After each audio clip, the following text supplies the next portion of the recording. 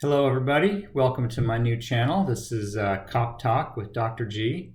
This is a brand new channel, and so I'll give you a little bit of introduction about what I hope this channel will do. What I aim to do with the videos I post here is to give some real and intelligent analysis of what is going on with the police in this country and why things happen the way they do. So what's my background for this? Well, I am an actual doctor, not a medical doctor though. I hold a master's degree and a PhD in criminal justice and criminology. I teach criminology and criminal justice classes at a major university up in the northeastern United States. But perhaps more importantly than that, I worked as a police officer in Georgia for about 9.5 years. And I worked in a jurisdiction that was near the city of Atlanta, so it was a pretty big area, lots of people, lots of crime. So pretty much everything you can see in policing, I've seen it and I've done it. So that's my background. I understand the academic side and the research that goes on in this area. And I also have a very clear understanding and life experience with practical matters in policing and why things tend to happen the way they do. So that's the intent of this channel. And I've had this idea for a long time. And now, in fairness, I'll say I've been out of policing as a career for about the last 4 or 5 years. But I still maintain pretty close contact with it. I still have a lot of friends in policing. I teach at a local police academy every once in a while. So I'm still very much in touch with what's going on in that world. And just like all of you, I read the news and see what's going on. But I've had this idea for this channel for a long time. I've frankly hesitated to do it. One, just because I already have a job. I don't need a job. So I'm not concerned about that aspect. But frankly, the reason I've decided to start doing this, one is kind of just an experiment. I want to see if anybody's even interested in watching any of this stuff. But also I'm frankly just kind of really tired of all the sensationalized and frankly quite ridiculous analysis of events going on in the news with police and particularly police shootings. Again, in addition to my professional experience, I have studied the use of force in policing quite extensively, both from the practical side and the academic side. I've taught classes in use of force, so if anyone were to ask me, I would consider myself an expert in this area based on a wide variety of experiences that I've had. So that's the gist of this channel, is to give people some real analysis. Now, I want to say also, first of all, this is by no means intended to be just a pro-police channel. It's not an anti-police channel. Frankly, it's neither. This channel is intended to be a truth channel, right? What is going on?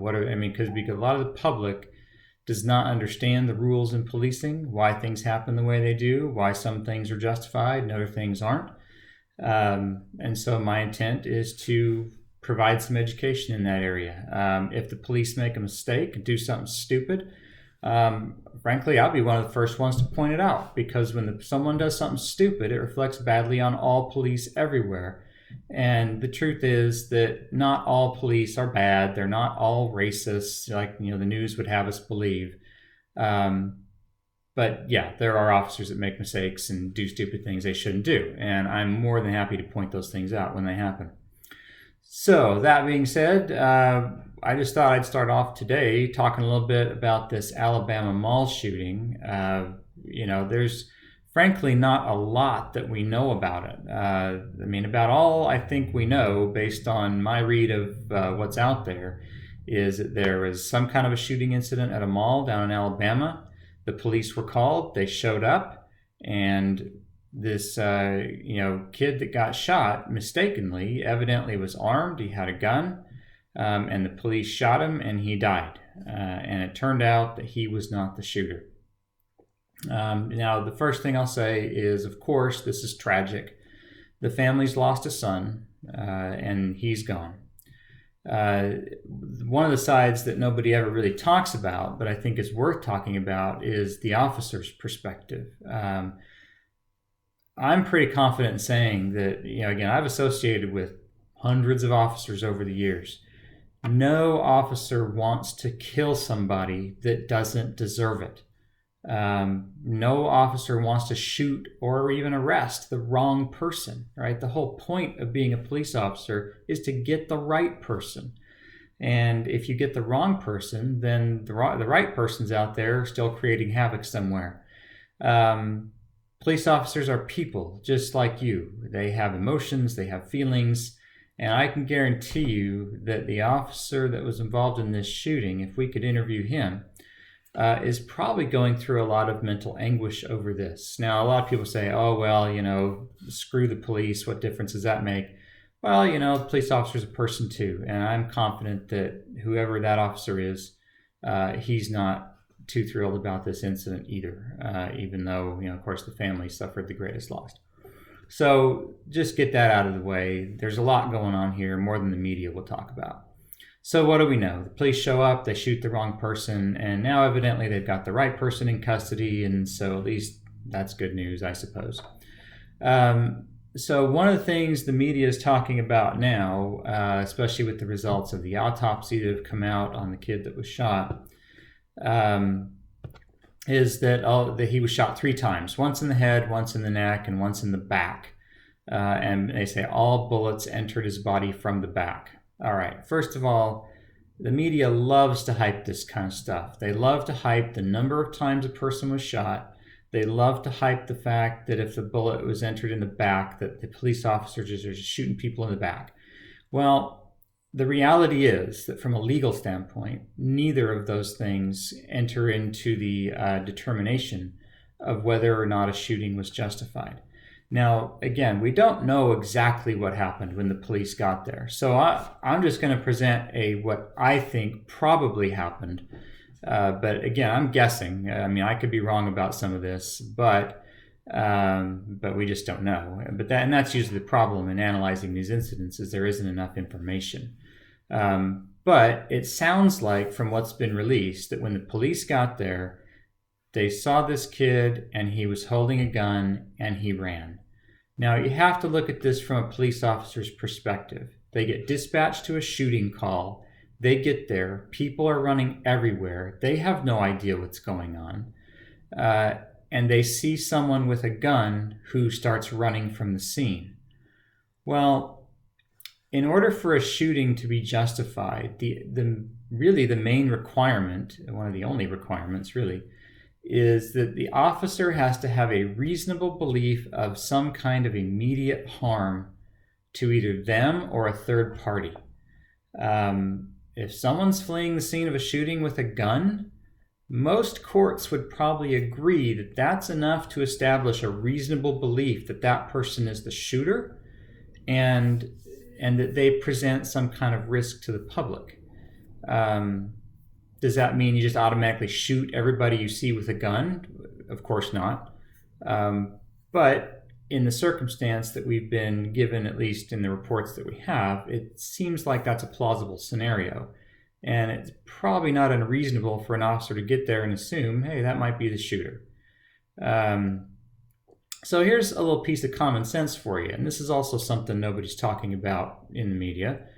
If you are at the scene of some kind of shooting that's gone on, and you're one of these people with a concealed carry license and you carry a concealed weapon, that's fine. I have a concealed carry weapon and a license. I don't carry it all the time, but I have one. But if you're one of these people that likes to carry a gun everywhere, that's fine. Second Amendment rights, and I'm all for that. But if you're at the scene of a shooting and the immediate danger is over and you are not at risk and the police are on the way, put your gun away. Because when they get there, this is what happens. They're going to see you with a gun and you may get shot. And the reality is it may end up being a justified shooting, even if you are not the person that actually did the shooting. So put your gun away. Or alternatively, you could call 911 on your cell phone and say, hey, I'm at the scene of this shooting. Here's what I look like. Here's what I'm wearing. I have a gun. Please tell the police who I am and tell them not to shoot me. That works. Off-duty officers that carry weapons that get involved in those kind of scenarios do that kind of stuff all the time. They'll call 911, say, hey, I'm here, I'm an officer, here's what I'm wearing, don't shoot me, right? I mean, so there is some common sense that comes into play with this kind of stuff. Now, the other thing you have to understand about this is there's something that we call the fleeing felon rule. The police are the only people in our society that are authorized to shoot somebody to prevent their escape. So this means that if you are trying to escape from some kind of a crime that you just committed and your back is turned to the police and you're running away, if they have a reasonable belief you present a threat to the public, they can shoot you in the back to stop you from leaving. Now, you as a citizen cannot. So if someone breaks into your house and you confront them with a gun in your hallway and they turn and run, you better let them go. Because if you shoot them in the back, you'll end up in prison for murder. But the police have this special authority. Now, there's a court case that establishes the rules for this, though. It's not just, you can't just shoot anybody for any crime. Tennessee versus Garner from 1985 is the court case that established these rules. And essentially what the rule says is the police can shoot someone if they are fleeing a scene if they present an immediate threat to the general public. And that's a threat of serious bodily harm or death. So if someone's running from a property crime, you have no reasonable belief that they're armed, right? All they did was maybe break into a car or something like that. You either got to just chase them or just let them go. You can't shoot somebody for something like that. But in this mall shooting scenario, if someone has been shot or even threatened with a gun, right, and you have someone that you reasonably believe to be the gunman and they are running away, that person arguably presents an immediate threat to the public. Now, people are saying, oh, well, but the person they actually shot didn't present a threat. They weren't the shooter. It doesn't matter, right? The police are not expected to know everything the minute that they get there. They're also not required to sit around and wait to see what happens, right? Because what if it had been the shooter, and while the police are sitting there, scratching their head about whether or not he's the shooter, he shoots 3 more people, right? I mean, that's why courts don't expect the police to do that kind of stuff. Or what if he turns and starts shooting at them? So again, this fleeing felon rule that exists is probably what they were operating under when they shot this kid by mistake at the mall.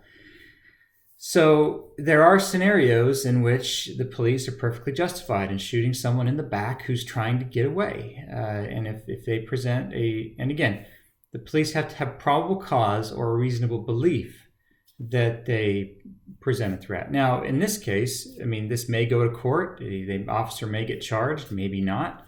But ultimately, it'll be up to a grand jury or a jury or a judge to decide whether or not the officer acted reasonably. And when all the evidence is in, someone will decide if the officer acted reasonably, and if he did, then there's no criminal prosecution that will take place because he operated within the scope of what he was legally allowed to do. Now, if you don't like these rules, that's fine. I understand not everybody will agree with all this.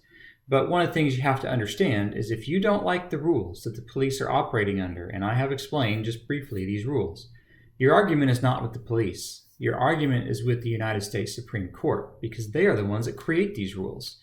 The police don't make their own rules. They are only the enforcement arm. And so they only do what the courts and the legislative branch tell them they can do. Currently, the fleeing felon rule, as I explained it, is what the Supreme Court has said the police are allowed to do. So that's how they operate. Now, if the Supreme Court changes the rules, and that happened a couple of times when I was policing, that information gets disseminated to police departments across the country, and then they change how they do things, right? But for now, that is the rule. And of course, I don't want to get into this a whole lot, but everybody wants to make this a race issue. He only shot him because he was a black man with a gun. That's ridiculous. Now, I'm not saying that there are no racial issues in policing because research documents pretty clearly that there are racial disparities that occur in policing and in courts and in sentencing and all across the criminal justice system. But those disparities do not necessarily prove that there's some kind of discrimination at work. There might be, but that's a topic for another video. But everybody wants to make this a race issue. The reality is that it's not. If you're a police officer, when I was a police officer, I don't care if the guy is white, black, purple, or whatever. If someone's standing there holding a gun that I reasonably believe presents some kind of a threat, he's going to get shot. Race doesn't really matter in that scenario. And people say, oh, well, the police are quicker to shoot a black guy than a white guy. Well, that's just opinion and conjecture. In order to really figure out what's going on there, we would have to look at actual statistics of police shootings and what's going on there. And I actually would like to do that in a future video, just to kind of present that information, because it's probably a little different than you believe it is. But that's it for now. That's just some brief analysis of that. Again, this channel is intended to be kind of an educational resource for how policing works. So if you have questions, if there's things about policing that you've always wondered and always wanted to know, let me know in the comments section. I'd be glad to try and get to those and answer some questions. You can subscribe, not subscribe, whatever. If you like this content, subscribe. If you don't, whatever. But let me know what you think in the comments. And if you have questions about policing, I'd be happy to try and look at those and answer them. Like I said, I do have a job other than this, so I'll get to these things as I can. I'd like to post videos, at least once a week or so, and kind of keep track of what's going on with policing in the country. But hopefully, you got something out of this. If you have questions, just put them in the comments, and I will see you in the next video.